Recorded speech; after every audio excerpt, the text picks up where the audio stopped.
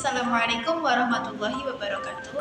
Halo semuanya, perkenalkan nama saya Nisa Tania Nur Azizah, mahasiswi semester 1 UIN Sunan Kalijaga Yogyakarta, program studi Pendidikan Islam Anak Usia Dini, Fakultas Ilmu Tarbiyah dan Keguruan, dengan NIM 23104030005. Pada kesempatan kali ini, saya akan menjelaskan sedikit materi tentang pentingnya penanaman nilai-nilai kebangsaan pada anak usia dini. Video ini dibuat untuk memenuhi tugas UTS mata kuliah Pancasila dengan tema pentingnya penanaman nilai-nilai kebangsaan pada anak usia dini. Anak usia dini adalah anak yang baru dilahirkan sampai usia 6 tahun.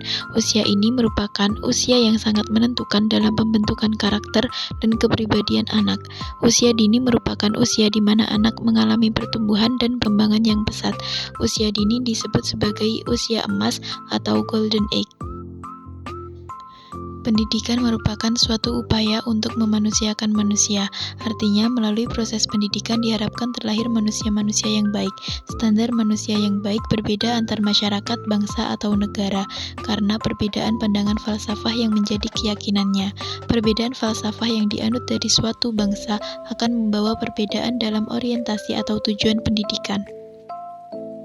Bangsa Indonesia yang menganut falsafah Pancasila berkeyakinan bahwa pembentukan manusia Pancasilais menjadi orientasi tujuan pendidikan, yaitu menjadikan manusia Indonesia seutuhnya. Bangsa Indonesia juga sangat menghargai perbedaan dan mencintai demokrasi yang terkandung dalam semboyan Bhinneka Tunggal Ika yang maknanya berbeda tetapi satu. Dari semboyan tersebut, bangsa Indonesia juga sangat menjunjung tinggi hak individu sebagai makhluk Tuhan yang tidak bisa diabaikan oleh siapapun. Anak sebagai makhluk individu sangat berhak untuk mendapatkan pendidikan yang sesuai dengan kebutuhan dan kemampuannya. Dengan pendidikan yang diberikan, diharapkan anak dapat tumbuh sesuai dengan potensi yang dimilikinya, sehingga kelak dapat menjadi anak bangsa yang diharapkan. Sehubungan dengan pandangan filosofis tersebut, maka kurikulum sebagai alat dalam mencapai tujuan pendidikan, pengembangannya harus memperhatikan pandangan filosofis bangsa dalam proses pendidikan yang berlangsung. Implementasi penerapan nilai Pancasila pada anak usia dini dapat diuraikan satu persatu, yaitu dari sila pertama yang berbunyi Ketuhanan Yang Maha Esa, yang dilakukan dengan membiasakan anak berdoa sebelum dan sesudah belajar, makan, dan melakukan kegiatan yang lainnya. Sila kedua yang berbunyi kemanusiaan yang adil dan beradab, dengan mengajarkan anak untuk saling menghormati dan saling menolong ketika ada anak lain yang kesusahan. Dilanjut sila ketiga yang berbunyi Persatuan Indonesia, dengan membiasakan anak bekerja sama membereskan alat main dan belajarnya setelah bermain dan belajar. Selanjutnya, sila keempat yang berbunyi Kerakyatan yang dipimpin oleh hikmat kebijaksanaan dalam permusyawaratan perwakilan, dengan membiasakan anak untuk menghargai pendapat orang lain. Yang terakhir, sila kelima yang berbunyi Keadilan sosial bagi seluruh rakyat Indonesia, yang diimplementasikan dengan anak untuk saling membantu satu sama lain. Strategi penanaman nilai-nilai kebangsaan. Dalam pembelajaran nilai, terdapat beberapa strategi yang dapat digunakan. Strategi-strategi tersebut meliputi strategi tradisional, strategi bebas, strategi reflektif, dan strategi transinternal. Yang pertama, strategi tradisional. Strategi tradisional mengajarkan nilai-nilai secara langsung dengan menekankan pengetahuan tentang nilai-nilai yang baik dan kurang baik. Namun, strategi ini kurang efektif dalam mendorong implementasi nilai-nilai tersebut. Yang kedua, strategi bebas.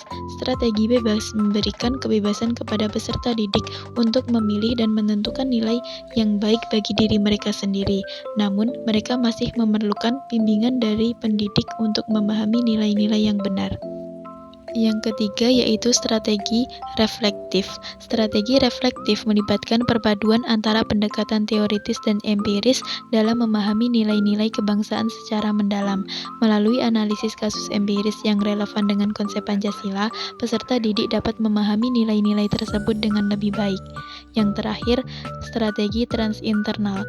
Strategi transinternal melibatkan transformasi nilai, transaksi, dan transinternalisasi antara guru dan peserta didik.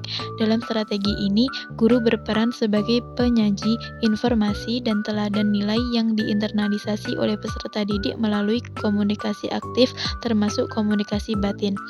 Dengan strategi ini, peserta didik dapat menginternalisasi nilai-nilai kebangsaan melalui proses komunikasi yang melibatkan seluruh kepribadian mereka. Pentingnya penanaman nilai-nilai kebangsaan. Penanaman nilai-nilai kebangsaan pada anak usia dini sangat penting dalam pembentukan karakter, memperkuat identitas nasional, dan membangun masa depan bangsa yang lebih baik. Melalui penanaman nilai-nilai seperti tanggung jawab, kejujuran, semangat gotong royong, dan cinta tanah air, anak-anak akan menjadi individu yang bertanggung jawab, bangga menjadi bagian dari bangsa Indonesia, dan mampu menghadapi tantangan dengan sikap positif. Penanaman nilai-nilai kebangsaan pada anak usia dini juga bertujuan untuk memupuk rasa cinta tanah air dalam diri anak-anak. Melalui pendidikan yang mengedepankan semangat patriotisme dan nasionalisme, anak-anak akan mengembangkan rasa cinta dan tanggung jawab terhadap Indonesia.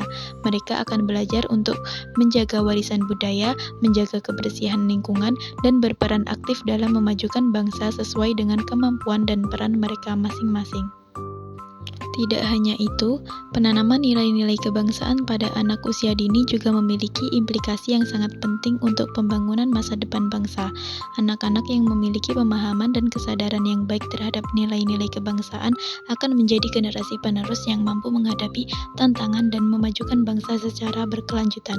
Mereka akan memiliki sikap yang positif terhadap kerjasama, toleransi, dan keberagaman yang merupakan faktor penting dalam membangun masyarakat yang adil, demokratis, dan harmonis.